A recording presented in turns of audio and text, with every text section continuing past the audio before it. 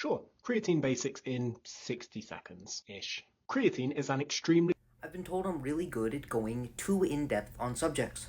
So if you would like a shorter yet still very thorough explanation of what creatine does, please go watch Ben's video. With that being said, to truly understand what creatine does, we must first understand what ATP is. ATP stands for adenosine triphosphate, meaning it's an adenosine molecule with 3 phosphates attached.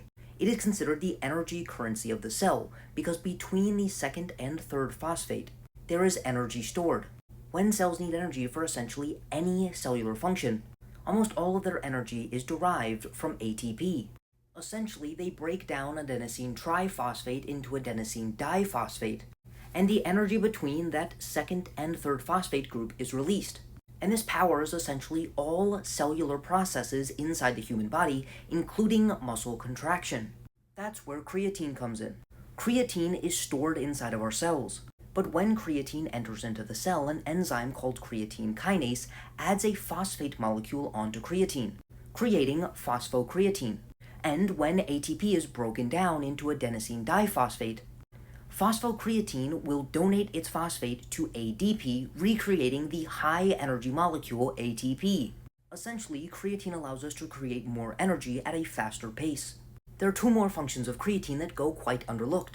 Creatine can directly activate an intracellular protein called mTOR, which essentially controls muscle protein synthesis, and activation of this protein increases muscle size.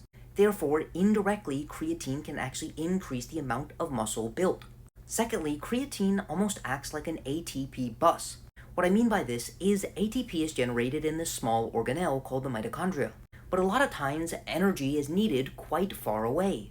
One of the functions of creatine is to essentially transfer phosphate groups from ATP produced in the mitochondria to ADP that has been broken down near the site it is needed, essentially improving the efficiency of ATP creation here by almost acting like a bus for phosphates. With that out of the way, let's talk about where creatine is stored. About 95% of our total body creatine is stored in the muscles. And due to creatine's mechanism of actions, it can increase strength, endurance, as well as muscle hypertrophy, as well as increasing recovery and training adaptations. With that being said, the other approximately 5% of creatine is stored in places like the liver, the brain, the heart, the inner ears, the eyes, the intestinal tract, and even in the sperm. In the brain, creatine can improve cognition, memory, and help fight against sleep deprivation, as well as reduce the incidence of depression, anxiety, and help to recover from traumatic brain injury. Creatine can improve the function of the heart. Creatine can improve the adaptation of the vascular system, especially to exercise. Creatine is very important in our immune cells to help neutralize damaging compounds, therefore actually helping to prevent against sickness. Creatine can help fight against neurological diseases including Parkinson's, ALS, Huntington's, long-term memory deficits, Alzheimer's, and even strokes. Creatine inside of the vaginal canal and inside of sperm itself. Creatine within the vaginal canal and inside of the sperm itself can improve sperm motility and the likelihood of fertilization. Despite what some may say, because creatine reduces cystatin C, it appears it actually improves kidney function and improves glomerular filtration rate. I hate that word. Creatine is also being studied in many inflammatory bowel disorders such as IBD, IBS, and Crohn's disease. Very importantly, the body actually produces creatine. So why would we actually want to take creatine supplements? We can also get creatine from the food that we eat. Therefore, what would be the benefit of taking a creatine supplement? The average non-creatine supplementing human is storing about 120 millimoles of creatine per kilogram of dry muscle mass. However, it appears that the maximal storage capacity is about 160 millimoles per kilogram. Every day, the human body breaks down about 1 to 2% of its intramuscular creatine stores. About half of this is replaced by endogenous production, and the other half is replaced by our diet.